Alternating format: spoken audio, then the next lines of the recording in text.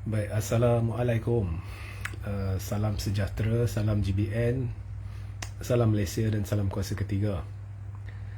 Jadi, menarik tak tajuk hari ini? Okay. Jadi tajuknya ialah kerajaan tidak stabil. Okay. Mahathir atau Tun Mahathir sekadar kentut, ya, habis berterabur rambut pemimpin PH dan BN. Okey, jadi apa maksud saya ini saya akan jelaskan. Jadi jika audio jelas bolehlah bantu mesej kepada saya. Baik. Kerajaan tidak stabil. Ketidakstabilan ini sudah sedia dimaklumkan kepada Perdana Menteri Datuk Seri Anwar Ibrahim. Bila saya kata tidak stabil, maksud saya dari sudut kemampuan kerajaan bertahan. Okay. Jadi, kerajaan ataupun pemimpin-pemimpin utama dia ada cemas, termasuk kepimpinan utama Barisan Nasional. Ya. Jadi, atas sebab itu, diwar-warkan berita palsu, ya, menerusi percakapan Anwar dan sebagainya, membayangkan ada komplot melibatkan orang ni Tan Sri dan sebagainya untuk meruntuhkan kerajaan. Pembangkang memang sentiasa beraspirasi untuk tumbangkan kerajaan sekiranya kerajaan tidak betul atau gagal. Tetapi apa yang diwar-warkan oleh pemimpin-pemimpin PH tertentu, bayangan yang diberikan kononnya ada kumpulan ekstremis dan sebagainya, semuanya adalah fitnah dan kepalsuan sebab Anwar sudah terdesak, Zahid sudah terdesak. Mereka takut bayang mereka sendiri. Siapa raja demonstrasi jalanan? Anwar. Terkenal di seluruh dunia. Demonstrasi-demonstrasi yang telah dilakukan berdekad lamanya, majoritinya adalah tidak sah, tidak harus dilakukan, melanggar perintah pihak polis jangan lakukan dan sebagainya. Anwar. Okay. Siapa yang menuntut selama ni kebebasan berhimpun dan sebagainya? Anwar. Tetapi semalam apabila Tun hendak adakan satu perhimpunan kecil melibatkan kumpulan yang penyokong dia, ada halangan, dan cara mereka menyerang bukan terus menghalang tak boleh berhimpun, tetapi tempat-tempat yang mereka ingin adakan perjumpaan itu seolah-olah dapat arahan jangan benarkan. Okey. Jadi kumpulan Melayu kecil nak berhimpun tak boleh. Okey.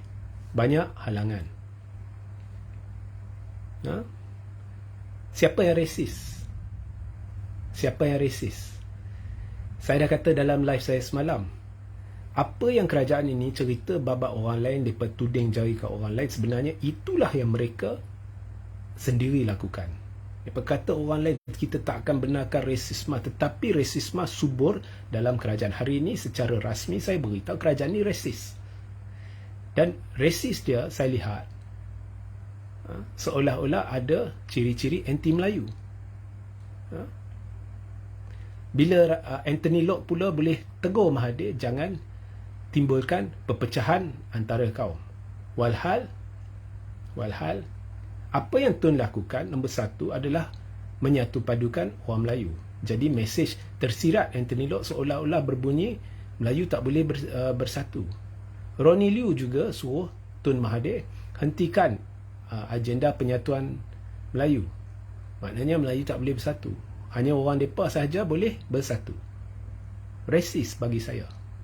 Kedua, ada tak dengar Anthony Locke tegur secara terbuka Ramasamy yang menggunakan hujah berat sebelah untuk menghalalkan dilema yang sedang dimajukan dia, iaitu kononnya Melayu sedang menguasai perkhidmatan awam. Tak ada.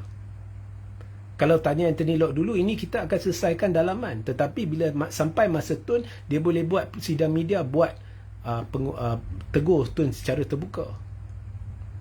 Okay.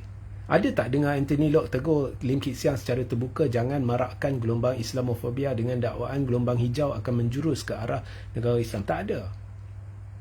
Mereka sangat takut bila Tun sekadar hendak himpunkan satu kumpulan yang kecil. Katanya Anwar, kerajaan ni stabil, mereka boleh mimpi nak tumbangkan kerajaan dan sebagainya. Tetapi bila dia pergi ke event PKR, dia tak sentuh babak negara, dia tak sentuh babak apa yang PKR telah lakukan untuk negara semenjak dia jadi PM.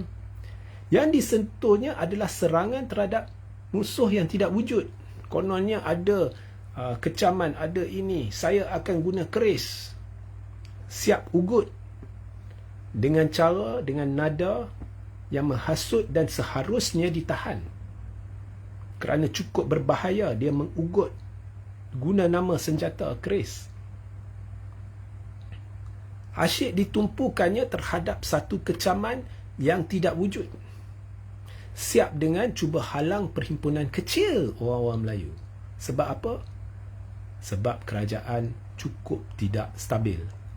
Sebab Anwar ada maklumat. Gelombang penyatuan Melayu Islam di negara ni sudah di luar kawalan PH dengan barisan. Segala yang dilakukan oleh Anwar hanya memarakkan lagi gelombang itu. Jadi dia amat takut bila Tun sekadar kentut. Sebab itu rambut dia berterabur. Sebab itu rambut Zaid Amidi berterabur. Tun sekadar kentut, Najib dah keluar kenyataan, ni dah keluar kenyataan, situ dah keluar kenyataan, ya, tokoh amanah dah keluar kenyataan. Semua berterabur rambut mereka. Puting beliung jadinya PH dengan BN. Ya. Awak takut sangat dengan Tun. Katanya Tun ni dah expired kononnya. Katanya Tun ni dah hilang deposit kononnya. Awak takut sangat dengan Tun.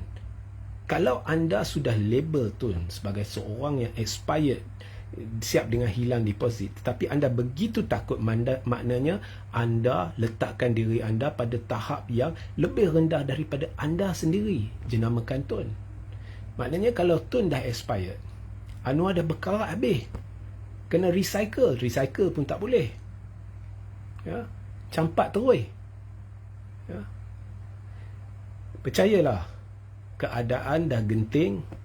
Dan petandanya bila kita lihat kerajaan jadi defensif, walaupun pembangkang rata-ratanya dia hanya kritik benda yang tak betul, tetapi dia tidak mengecam hari-hari seperti mana Anwar kecam. Maknanya Anwar sudah cemas, ya. Jadi hari-hari retorik Anwar adalah mengecam musuh yang tidak wujud. Kerana dia tahu kerajaan dia memang rapuh. Bukan rapuh sebab apa? Sebab mulut dia sendiri, sebab sikap dia sendiri. Sebab hari-hari berretorika, tuding jari, walhal benda yang dia tuding tu dia sendiri yang buat.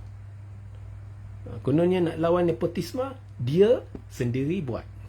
Kononnya nak lawan rasuah, kemudian lantik timbalan yang ada 47 pertuduhan jenayah. Yang sememangnya saya lihat boleh memberi tekanan kepada mahkamah. Ya.